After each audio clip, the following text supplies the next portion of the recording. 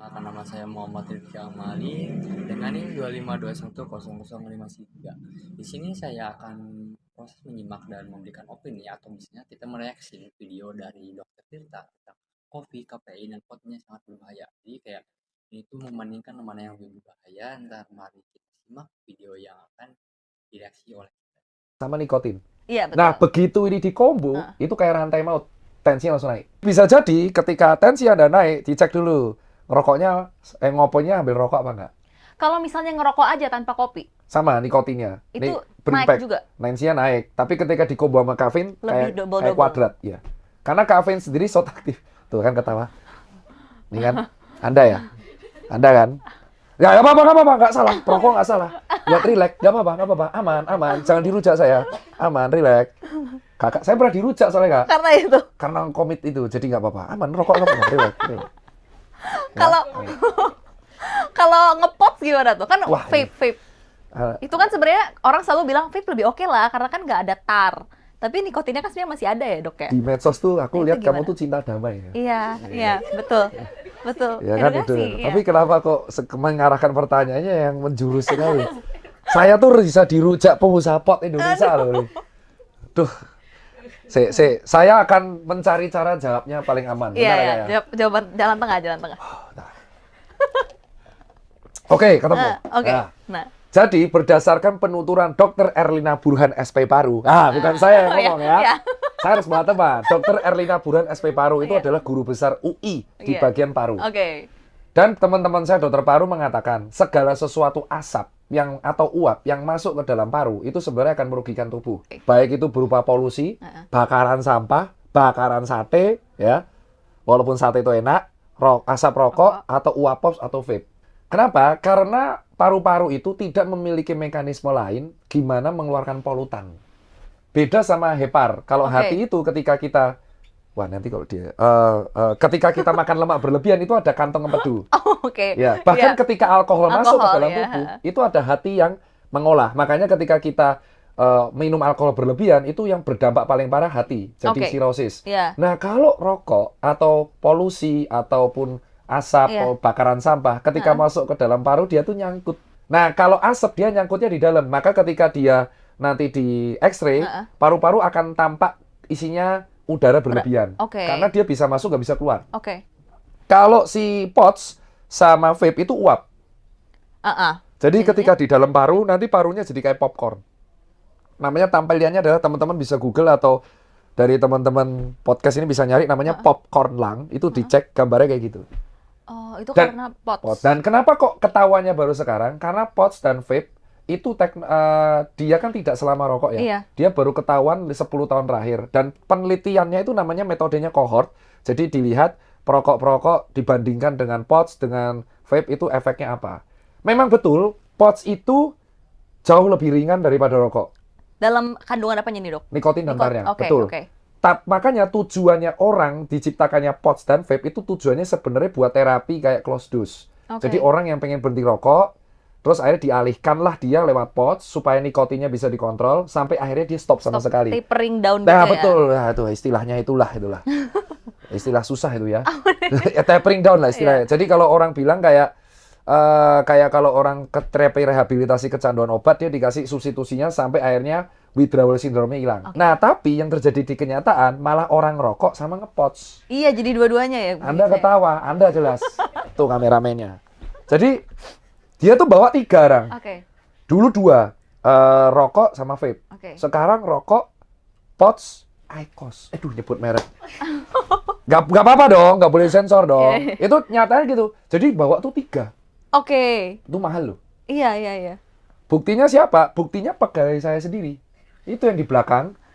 Dia bawa rokok sama pots. Si tegur, ya kan saya hidup sehat kayak Bapak bilang. Dulu rokoknya sebungkus, sekarang rokoknya sehari 4, potsnya 1. Itu sama aja, Bang.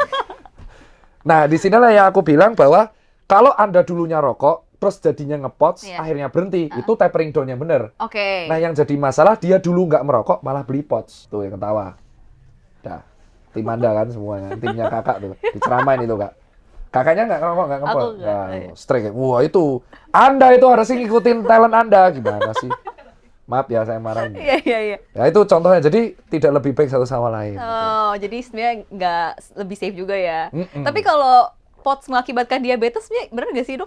Ini menurut kreatif saya ya, yang nyari-nyari. Dia sangat passionate tentang POTS nih kayaknya. Nah, ini pinter ya pertanyaannya. Nah. Jadi namanya POTS itu kan ada rasa-rasanya. Iya, betul. Ada rasa-rasanya sama kayak vape. Dan rasa-rasa itu akan menyebabkan side effect resistensi insulin. Tapi itu masih diteliti lebih lanjut. Maksudnya penelitiannya itu masih harus digali lebih lanjut. Hipotesanya berbagai researcher ini mengatakan konsumsi vape dan POTS berlebihan, hipotesanya diduga menyebabkan peluang untuk resisten insulin. Kalau insulin resisten, otomatis gula darahnya potensi naik.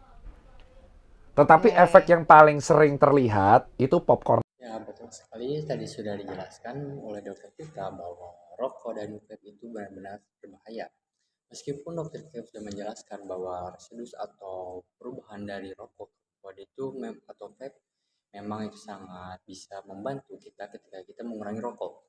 Jadi prosedur atau langkah yang lebih baiknya itu ketika kita candu rokok, ingin berhenti itu menggunakan pod. Nah, dari pod itu kita mengurangi nikotin yang kita berlebihan.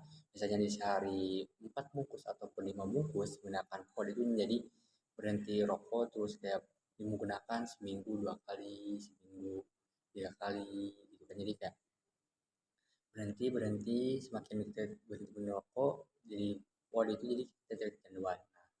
Terus apa yang lebih berbahayanya pod ketika kita sudah kecanduan? Ketika pod itu kita tercandu, bakal mengakibatkan si paru-paru itu itu kayak popcorn, kayak popcorn apa yang sudah dijelaskan di dokter cerita.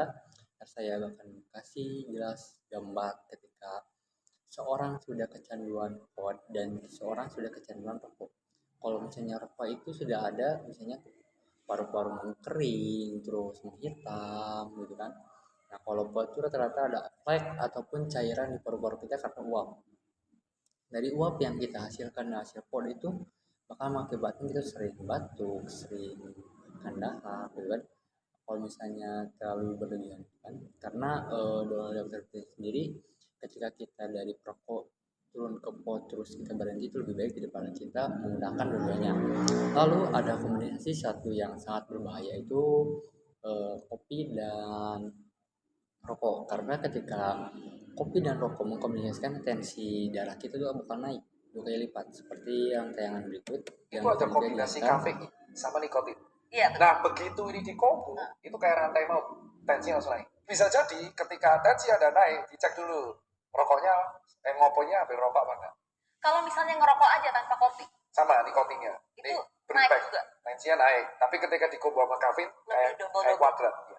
Karena kafein sendiri sangat aktif. Tuh kan ketawa. Iya kan? Anda kan? Enggak apa-apa, enggak salah. Rokok enggak salah.